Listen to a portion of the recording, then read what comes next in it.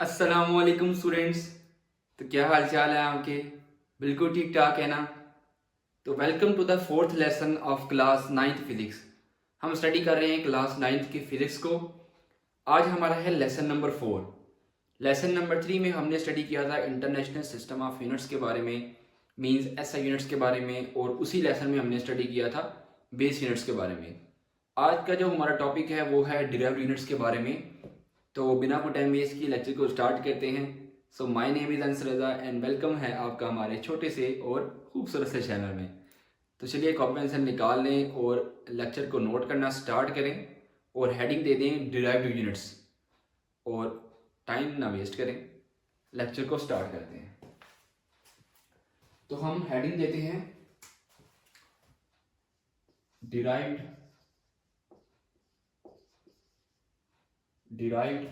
Units. ठीक है, हमने लास्ट सेशन में स्टडी किया था एसआई यूनिट्स के बारे में और उसी में हमने स्टडी किया था बेस यूनिट्स के बारे में। अब जिस तरह बेस यूनिट्स जो हैं वो टोटल 7 है।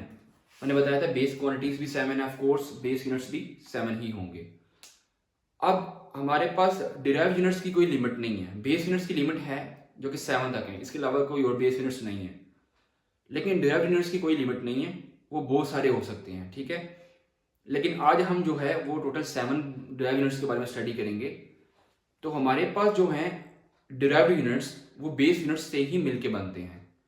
सो ऐसे यूनिट्स जो बेस यूनिट्स से मिलके बनते हैं इनको हम कहते हैं डिराइव्ड यूनिट्स। ठीक है, तो हम सबसे पहले इस टेबल को स्टडी करते हैं कि हमारे पास जो डिराइव्ड क्वांटिटीज हैं, डिराइव्ड क्वांटिटीज, जिस तरह हमने लास्ट सेशन में हमने स्टडी किया था बेस क्वांटिटीज के बारे में। हमने एक तरफ बेस क्वांटिटीज लिखी थी और दूसरी तरफ उनके लिखे थे यूनिट्स, एंड पे हमने लिखे थे सिंबल्स। ठीक है, ठीक हो गया। अब मैंने बताया कि ऐसी क्वांटिटीज, जब हमने क्वांटिटीज को स्टडी किया था हमने कहा था बेस क्वांटिटीज जो हैं वो अगर कोई एक या एक से ज्यादा बेस क्वांटिटीज मिलके क्या बनाती हैं, डिराइव्ड क्वांटिटीज। इसी तरह एक या एक से ज्यादा यूनिट मिलके, बेस यूनिट्स मिलके क्या बनाते हैं, डिराइव्ड यूनिट्स बनाते हैं। तो हम जो है पहले डिराइव्ड यूनिट्स के बारे में स्टडी करेंगे कि हमारे पास कौन कौन सी डिराइव्ड यूनिट्स होती हैं, कौन कौन सी डिराइव्ड क्वांटिटीज होती हैं। ठीक है, सबसे पहले हम उनको स्टडी करेंगे। टोटल हमारी जो बुक में 7 डिराइव्ड क्वांटिटीज लिखी हुई हैं उनको हम स्टडी करते हैं और उनके यूनिट्स और उनके सिंबल्स को भी स्टडी करते हैं। और हम ये देखेंगे कि आखिर किन बेस क्वांटिटीज से मिलके ये डिराइव्ड क्वांटिटीज बनी है। ठीक है, तो सबसे पहले लाइंस लगा लेते हैं।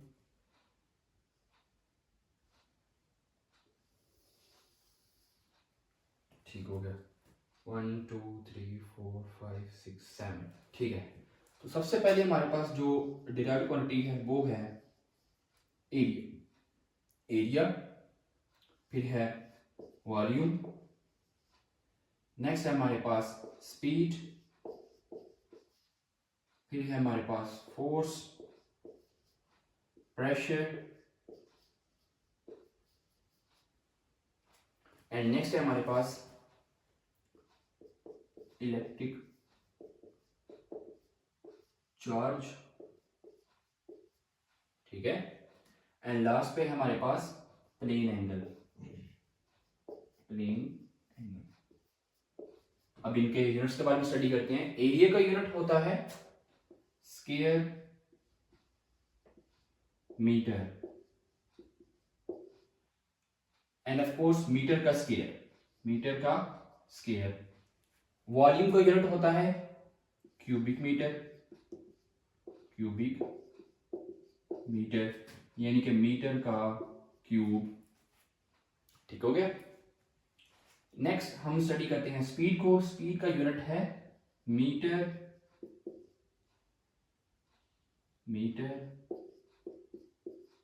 पर सेकंड, इनके मीटर पर सेकंड। इसको हम लिख सकते हैं ms की पावर -1, यानी कि ये s नीचे है, फ्रैक्शन फॉर्म में है, जब ये s ऊपर जाएगा तो s की पावर -1 हो जाएगा। यानी कि इसको हम लिख सकते हैं और एम एस की पावर -1, ठीक है, आपने कंफ्यूज नहीं होना। फोर्स का यूनिट होता है न्यूटन, न्यूटन इसको हम डिनोट करते हैं, यानी कि इसका सिंबल होता है कैपिटल एन। नेक्स्ट का प्रेशर, प्रेशर का यूनिट है पास्कल, ठीक है, इसको हम डिनोट करते हैं पीए से। इलेक्ट्रिक चार्ज, इसका यूनिट है कोलम, कोलम इसको हम डिनोट करते हैं कैपिटल सी से। Last one which is plane angle, इसका यूनिट होता है रेडियन, इसको हम डिनोट करते हैं स्मॉल आर ए डी से, ठीक हो गया। तो ये हमारे पास इसी तरह 7 डिराइव्ड क्वांटिटीज हैं। ये सिर्फ 7 नहीं होती, 7 सिर्फ और सिर्फ बेस क्वांटिटीज होती हैं। बेस क्वांटिटीज सिर्फ और सिर्फ लिमिटेड हैं, लेकिन डिराइव्ड क्वांटिटीज लिमिटेड नहीं है।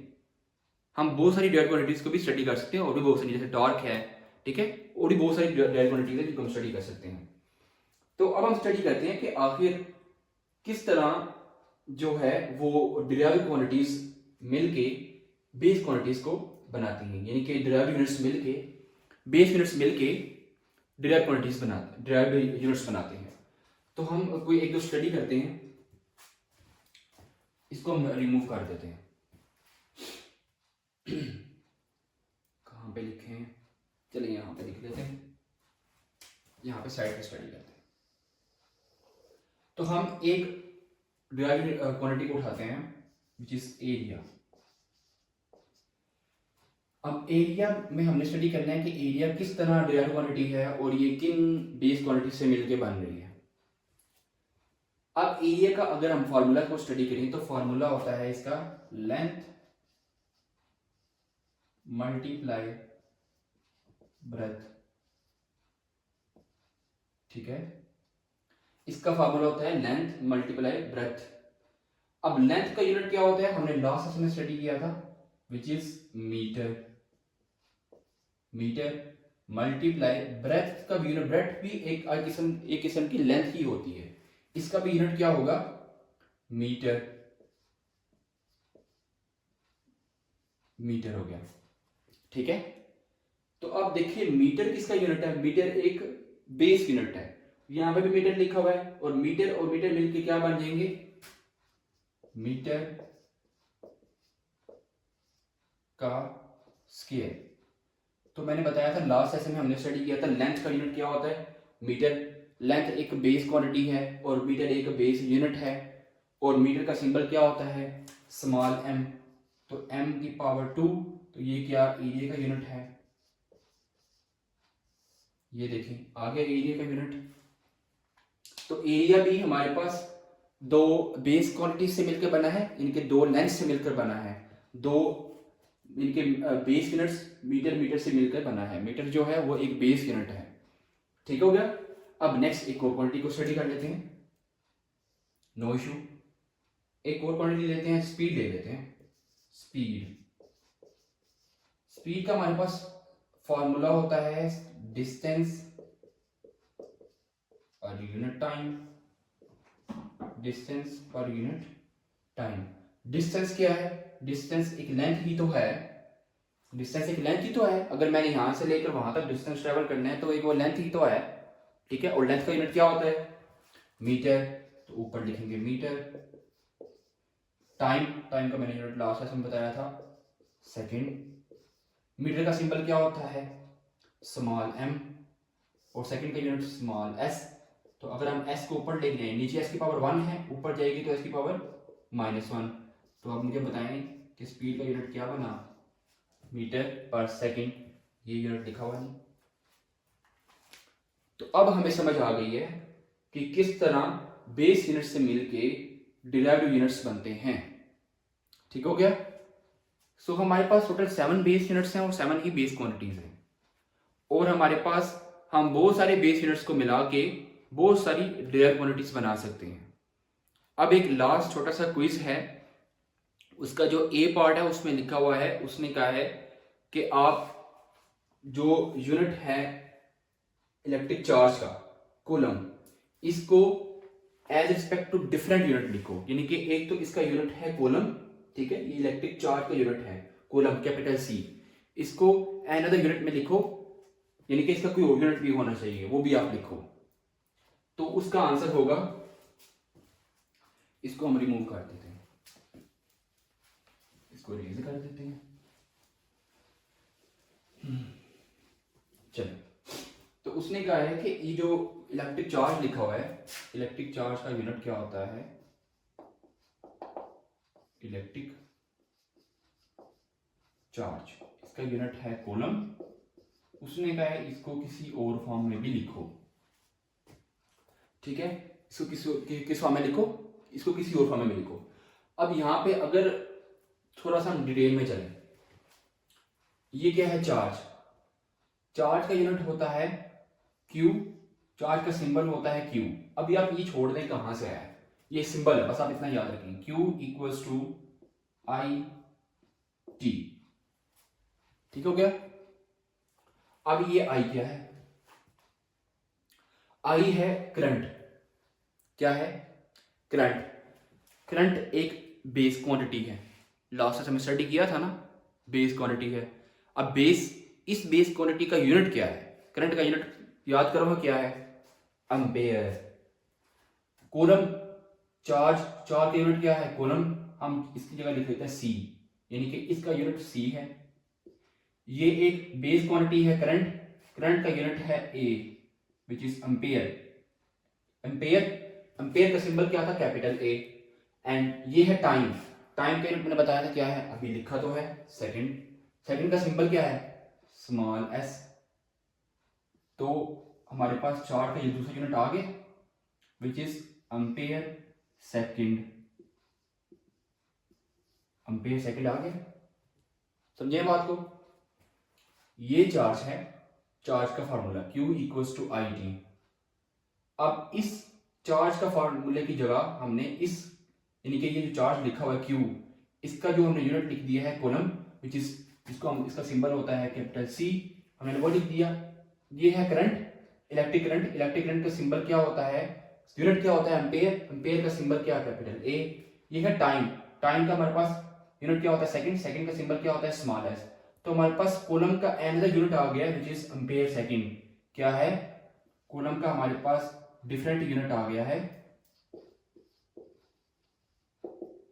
विच is ampere second, ampere multiply by second, ठीक है, मल्टीप्लाई लिख लो या ना लिख लो, कोई मसला नहीं पड़ता है, ठीक हो गया। तुम्हारे पास दो यूनिट्स आ गए चार्ज के, एक कॉलम है, एक एम्पेयर सेकंड है, समझ आ गई बात की। अब उसने एक और कहा है, उसने कहा है ये जो प्रेशर है ना, इसका भी अब हमें ना एक को यूनिट लिख के दिखा दो। प्रेशर का एक यूनिट होता है पास्कल, PA। उसने कहा इसका एक और यूनिट लिख के दिखाओ हमें। अब वो हम कैसे लिखें, वो लिख लेते हैं, बिल्कुल अभी लिख लेते हैं, उसको हम यहां पे लिखते हैं। तो ये हमारे पास जो है, ये था हमारे पास A पार्ट, ठीक है। इसका अगर आप सिर्फ और सिर्फ ये लिख दो ना कि 1 coulomb equals to 1 ampere second, यानी कि कूलम का इलेक्ट्रिक चार्ज का यूनिट एक कूलम होता है, एक एम्पेयर सेकंड होता है। नेक्स्ट अब हम स्टडी करते हैं B पार्ट को, B पार्ट के बारे में स्टडी करते हैं। एक प्रेशर का यूनिट होता है पास्कल, प्रेशर इसका है पास्कल, जिसका सिंबल है PA, ठीक हो गया। अब जिस तरह हमने इलेक्ट्रिक चार्ज का यूनिट पहले फार्मूला लिखा, फिर उसका यूनिट लिखा, इस तरह हम प्रेशर का पहले फार्मूला लिखते हैं। प्रेशर होता है, pressure equals to force per unit area, ठीक है। ये प्रेशर का फार्मूला होता है, जिस तरह हमने चार्ज का फार्मूला लिखा, इसका हमने प्रेशर का फार्मूला भी लिख दिया। अब फोर्स का यूनिट मैंने बताया क्या होता है, फोर्स का यूनिट होता है न्यूटन। ये लिखा हुआ है ना, फोर्स का unit Newton which is capital N, इसका सिंबल है कैपिटल N, ऊपर ये लिख दिया। एरिया का यूनिट अभी यहाँ पे ऊपर लिखा हुआ था, एरिया का यूनिट क्या होता है, मीटर स्क्वायर, क्या होता है, मीटर स्क्वायर, ठीक हो गया। तो यहाँ पे लिखा हुआ प्रेशर, प्रेशर, प्रेशर का यूनिट क्या होता है, एक प्रेशर का यूनिट होता है पास्कल, पास्कल, और दूसरा क्या हो गया, न्यूटन पर मीटर स्क्वायर, यानी कि पास्कल जो है PA वो किसके बराबर है, न्यूटन। ये मीटर स्क्वायर जब ऊपर जाएगा तो m की पावर -2 हो जाएगा, नीचे +2 था ऊपर जाके -2 हो जाएगा। तो हमारे पास क्या एक को यूनिट आ नहीं गया प्रेशर का, विच इज़ न्यूटन पर मीटर स्क्वायर। बात की कुछ समझ आई है। इसके अलावा इसका एक और यूनिट भी है, इसके अलावा एक तो प्रेशर का पास्कल यूनिट है, एक है न्यूटन पर मीटर स्क्वायर। इसके अलावा एक और यूनिट भी है, वो हम स्टडी नहीं करते क्योंकि हमें एक बस एक यूनिट चाहिए। तो अब समझ आइए कि प्रेशर का फार्मूला होता है force per unit area, pressure equals to newton, newton जो है वो फोर्स का यूनिट है। हमने इसको यहाँ पे यूनिट लिख दिया कैपिटल N, न्यूटन का सिंबल है कैपिटल N, एरिया का जो है सिंबल, एरिया का यूनिट वो है मीटर स्क्वायर, हमने मीटर स्क्वायर लिख दिया। प्रेशर का यूनिट पास्कल है एंड न्यूटन यहाँ पे कैपिटल N लिख दिया और मीटर स्क्वायर वैसे ही आ गया। प्रेशर का जो पास्कल का सिंबल है वो है PA एंड न्यूटन मीटर के ऊपर जब ऊपर जाएगा तो हो जाएगा m की पावर -2। तो हमारे पास प्रेशर का एक डिफरेंट यूनिट आ गया, वो है न्यूटन पर मीटर स्क्वायर। ये हमने फॉर्मूले से डिराइव किया है। तो अब आपको समझ आ गई होगी कि किस तरह बेस यूनिट से मिलके डिराइव यूनिट्स बनते हैं। तो आज का लेक्चर हमारा पास इतना ही है, जिसके बारे में हमने स्टडी किया डिराइव यूनिट्स के बारे में बहुत ही डिटेल के साथ, कि किस तरह बेस यूनिट से मिलके डिराइव यूनिट्स बनते हैं।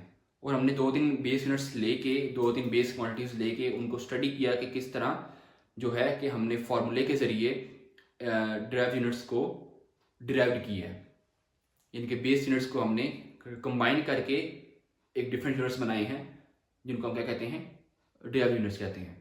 तो नेक्स्ट आने वाले लेक्चर में हम इंशाल्लाह SI यूनिट्स के बारे में, SI प्रीफिक्सेस के बारे में स्टडी करेंगे, मीन्स के प्रीफिक्सेस के बारे में स्टडी करेंगे।